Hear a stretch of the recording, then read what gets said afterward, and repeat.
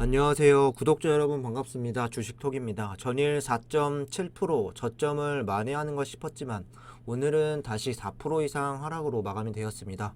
시장의 영향도 분명히 좀 있었겠지만 원전 산업계 악재도 있었고 호재도 있었는데요.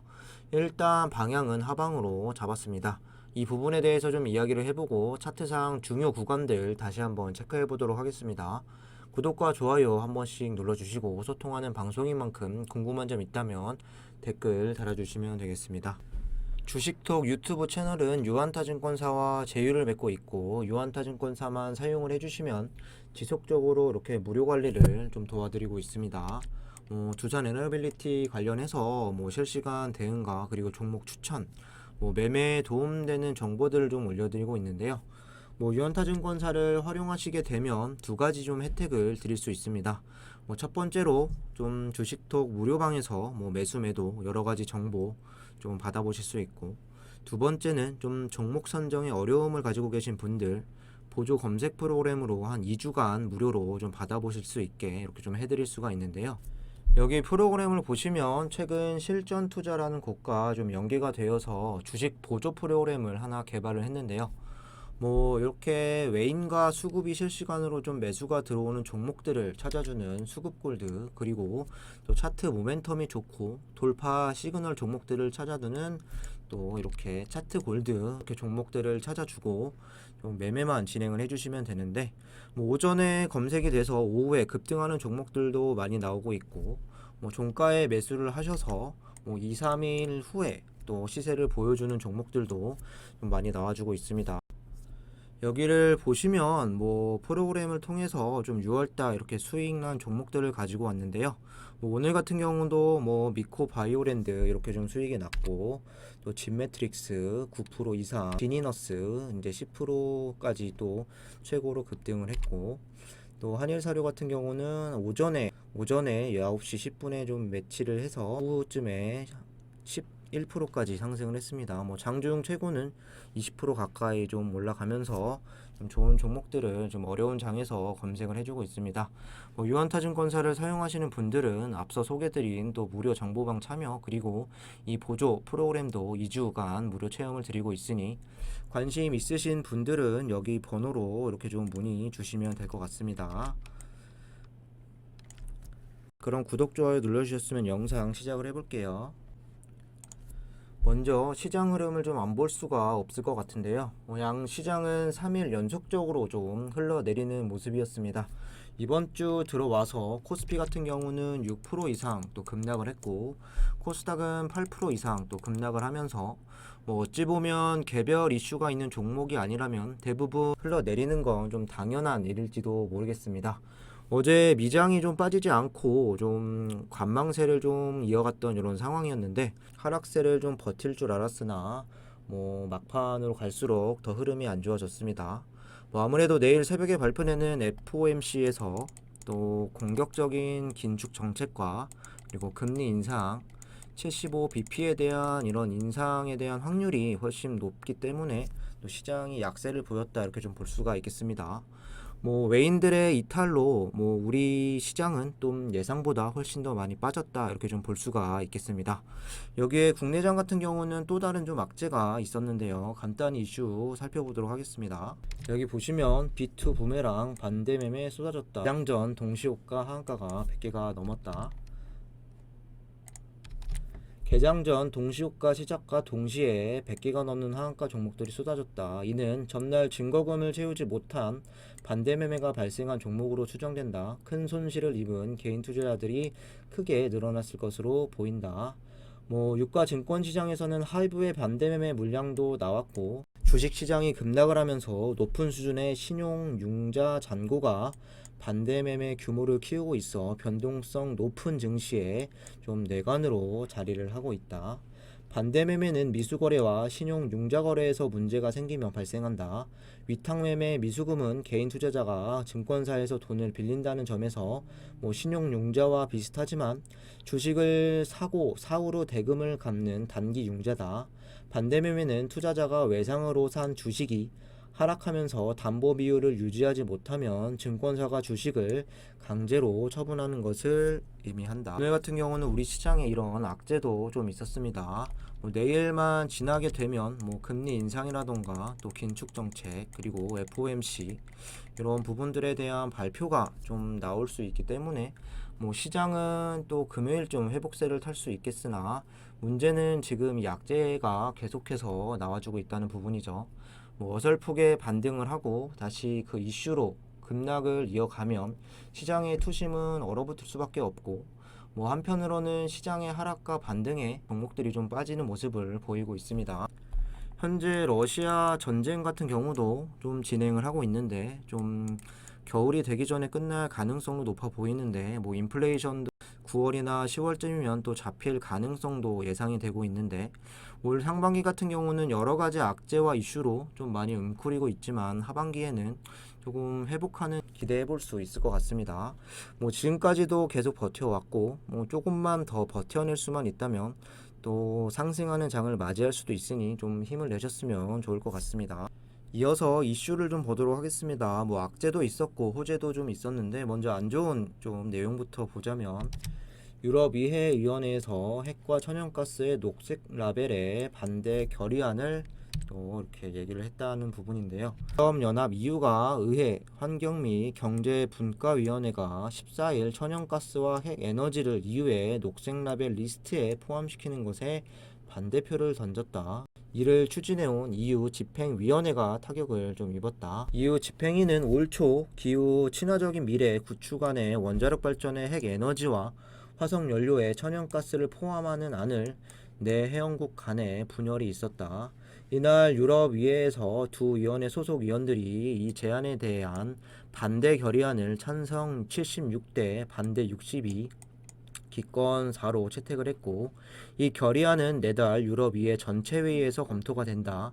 700여 명이 넘는 유럽의회 의원은 절대 과반수가 이를 반대하면 집행위는 안을 취소하거나 좀 수정을 해야 한다. 녹색 라벨 체제는 지속가능한 에너지의 투자 유도를 위해 착안이 되었고 일정한 조건 아래 화석연료, 천연가스와 핵에너지를 여기에 포함시켜 민간 투자자들의 투자를 보다 수월하게 만들 계획이었다. 결의문은 의원들의 지속가능한 경제로 전환하는 동안 핵과 화석가스의 안정적인 에너지 공급 보장 역할을 인정했다고 말했고 하지만 집행위가 제한적 기술을 선별 기준이 환경적 지속가능한 경제활동의 기준을 존중하지 않는다고 판단했다는 이런 내용입니다. 여기서도 나와 있다시피 올해 초 임시로 유럽 집행위원회에서는 천연가스와 그리고 원전 또 K 텍소노미에 좀 포함을 시키면서 좀 한숨을 돌렸고 그 이후에 러시아 전쟁으로 인해서 좀 에너지 불균형과 에너지 안보로 원전 같은 경우는 더 힘을 받을 수 있었습니다. 다만 이게 다시 녹색 라벨에 들어가지 못한다면 또 악재로 반응을 할 수가 있을 것 같은데 가뜩이나 올 여름은 전력난으로 인해서 좀 원활한 수급이 되어야 하는데 더 원전이 중요해질 수 있는 시기에 일단 좋지 않은 내용이 나와준 건 팩트로 올 수가 있겠습니다. 앞으로 일단 이 부분에 대해서 좀 다음 달 진행이 되기 때문에 흐름을 지켜볼 수밖에 없을 것 같습니다. 이어서 좀 호재가 될 만한 이슈 좀 말씀을 드리겠습니다. 단독 기사로 한국, 일본, 카자흐스탄 원전 수준에서 탈락을 했다. 한수원이 유력하다라는 제목으로 기사가 오늘 나왔습니다. 카자흐스탄이 소형 모듈 원자로 사업에 관심을 보인 미국과 일본 업체를 탈락시켰다. 또 한수원을 포함해 대형 원전 입찰에 나선 4곳만이 후보로 남았다. 러시아 통신에 따르면 카자흐스탄 신규 원전 발주처인 티무르 잔티킨의 최고 경영자 시장에서 입증된 기술을 찾고 있다며 현재 후보는 4곳만 남아있다고 밝혔다. 카자흐스탄은 대형 원전과 함께 SMR 도입을 검토했다. 미국의 G사 그리고 일본의 히타치 이렇게 좀 살펴봤지만 결과적으로 검토를 멈추기로 했고 아직 상용화되지 않은 SMR 도입에 부담을 느낀 것으로 추정이 된다. 카자흐스탄은 대형 원전 사업에 관심을 표현한 4곳을 집중적으로 들여다볼 계획이고 한수원의 APR 1000과 APR 1400 그리고 러시아의 로사톰, 프랑스 EDF, 중국 또 이 회사가 평가 대상이다. 한수원은 2019년 5월 카자흐스탄에 원전 사업 제안서를 제출하고 꾸준히 수주 의지를 표명해왔다. 정재훈 한수원 사장이 한 달 후 카자흐스탄을 찾아 카티진 CEO와 면담도 가졌었다. 가장 최근에 아랍에미리트 원전 1호기를 가동했으며 유럽과 미국도 진출했다고 한수원을 호평했고, 현지에서 우호적인 평가가 나오며 한수원이 유력 사업자로 부상을 하고 있다. 일단 미국과 그리고 일본이 좀 수주전에서 이렇게 좀 탈락을 해도 한수원과 경쟁을 해야 하는 이런 나라는 세 곳이나 됩니다. 기사는 단독으로 한수원이 유력하다고 나오긴 했으나 제가 생각하기로는 유력하다는 말은 두 개 정도의 경쟁에서 좀 될 확률이 높을 때 쓰는데 잘 모르겠습니다.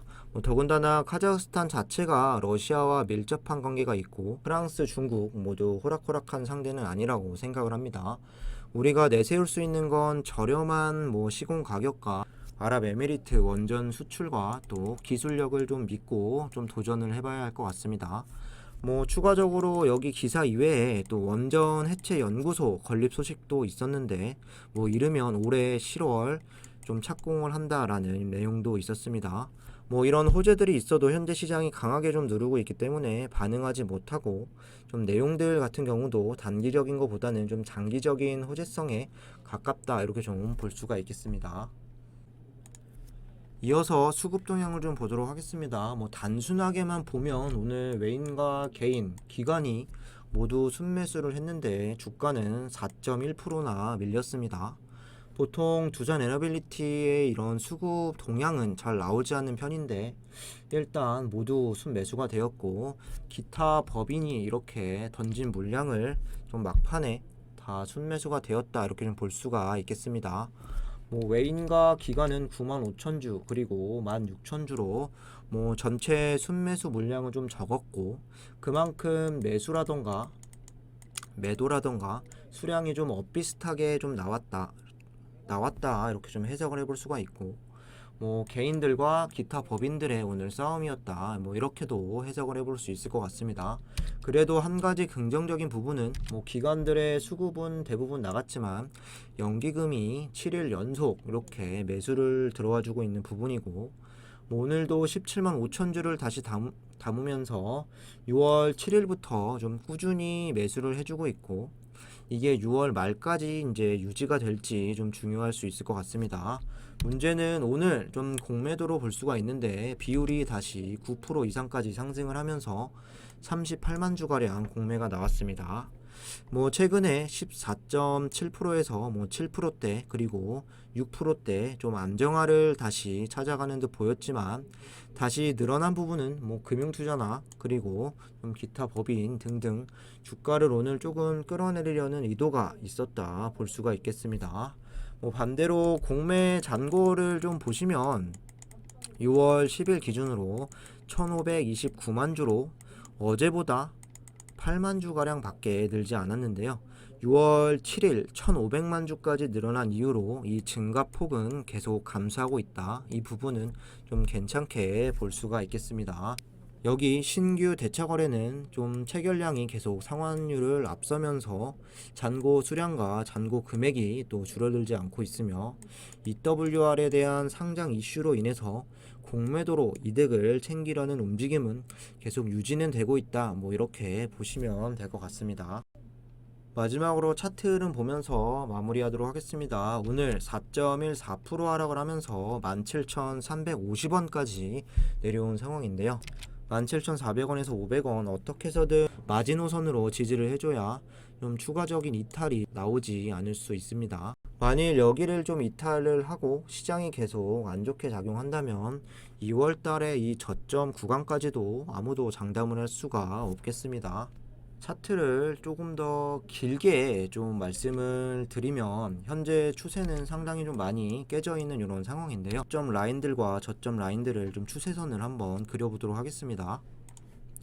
이렇게 작년 6월달 3만원 고점 부근에서 이렇게 그으면 쭉 라인이 이렇게 형성이 되고, 그리고 좀 저점들을 다시 이어보게 되면 이런 모양들이 나올 수 있습니다. 그리고 최근에 좀 저점에서 이렇게 또 저점을 이으고 오늘 가격대까지 이렇게 좀 이어보겠습니다.